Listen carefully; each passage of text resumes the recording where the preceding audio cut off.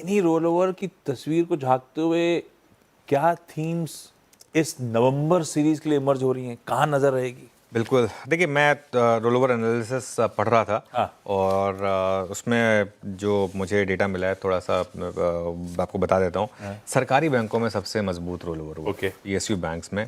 और I think हम कितने समय से पीएसयू बैंकों की बात कर रहे हैं कि पीएसयू बैंक्स बस इनमें पोजीशन बनाइए। एक महीने में इस बास्केट ने आपको 9.5% के रिटर्न्स दिए। मतलब इससे अच्छा क्या होगा? और इशू क्या है ना, हम बास्केट की बात इसलिए करते हैं आशीष, क्योंकि किसी दिन कोई चलता है, किसी दिन कोई चलता है। कई बार हो सकता है जो आप लें सिर्फ वही ना चले। तो इसके लिए जरूरी होता है जब एक सेक्टोरल आपको मूव मिले ना, उसमें बास्केट बनाना। ये चीज़ लोगों को समझनी बहुत ज़रूरी है कि क्यों अगर किसी सेक्टर में आपको मोमेंटम दिखे तो एक स्टॉक को पकड़ने के बजाय 4-5 स्टॉक की बास्केट बनाएं।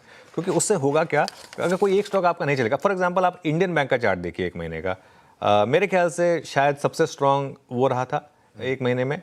ये कल का है, कल भी 3.5% ये ऊपर था स्टॉक।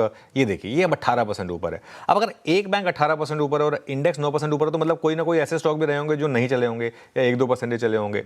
तो अगर आपकी किस्मत अच्छी रही, आपने इंडियन बैंक ले लिया तो अच्छी बात है। लेकिन अगर आप वो गलत वाले पीएसयू बैंक में फंस गए तो इसके लिए बास्केट बनाए। लेकिन यहाँ से पीएसयू बैंक मुझे लग रहा है कि अभी भी स्ट्रांग है।